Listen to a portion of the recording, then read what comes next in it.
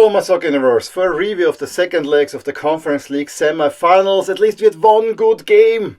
Yes, and we all saw it coming, that Fiorentina Betis, those two teams, will meet on level terms, and even better, and I should have said it already last week, those two jerseys, absolutely gorgeous. This is probably one of the best jersey matchups that I've seen. Both look very classic and classy.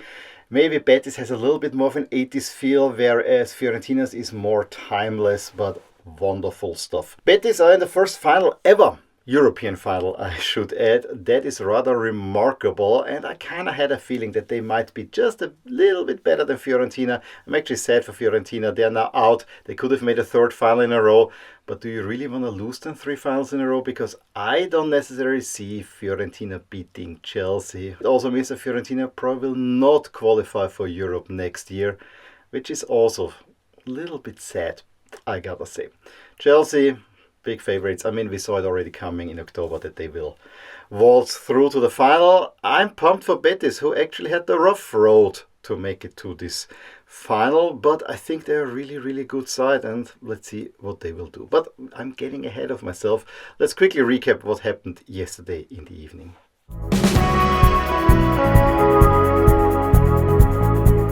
It really felt more like an annoying exercise that Chelsea had to do to get the second leg over with and qualify for the final. Officially, we already knew, thanks to the 4-1 away win in Stockholm, that Chelsea will move on to the final over Djurgårdens. And even with a B squad, Chelsea were the dominant team, created more chances. Nothing great, it was not a good game to watch. And as Dewsbury Hall, that takes a shot from the edge of the box by the inside of post, that goes in the second half. More chances. You might have expected Djurgårdens will give it a push, but it was all Chelsea. Shows that even the B squad of Chelsea is much better than a decent team from Sweden. The biggest miss though was George, who after a cross, point blank range, and puts it wide. That was really hard. Fortunately, he was offside as well.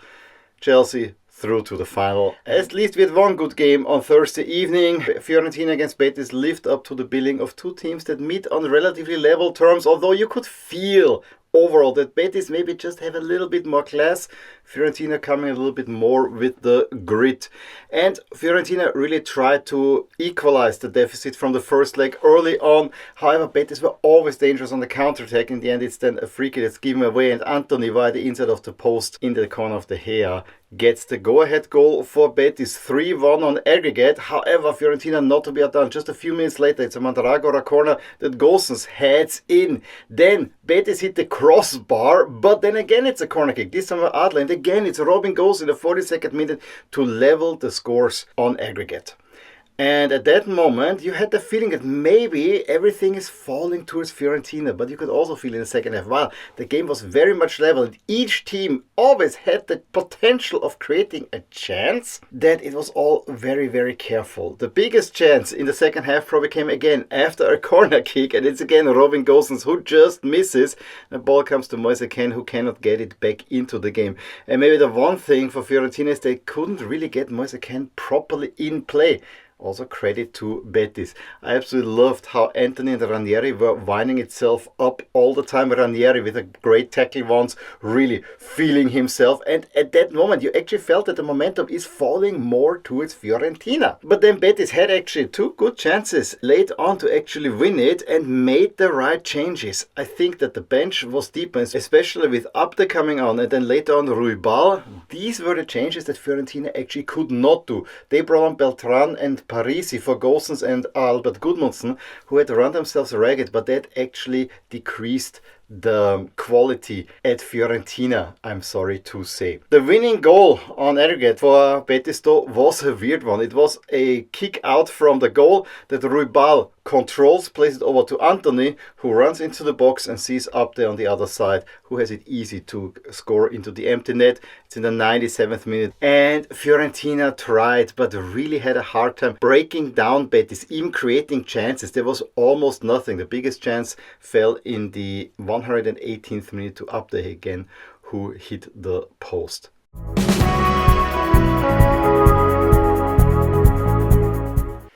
And so Chelsea, a giant of the European game. Meanwhile, it's funny, when I started watching in the 90s, Chelsea were kind of a smallish English club that became sexy and now is a huge entity in the European game against Betis, who I always felt are kind of a sort of biggish Spanish team, but not too big either.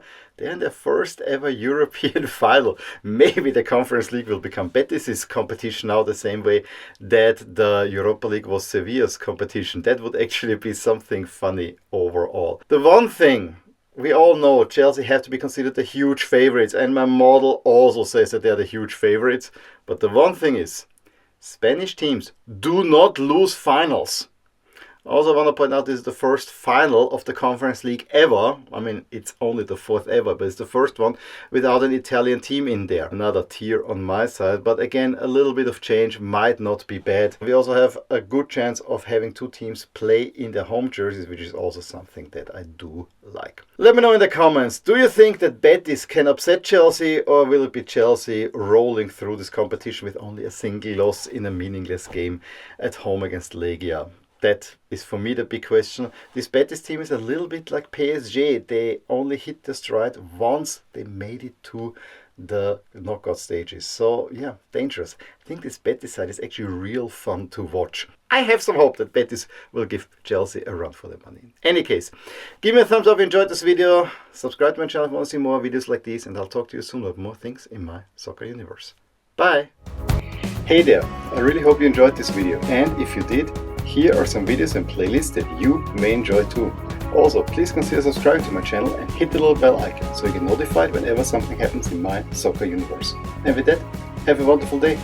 Bye!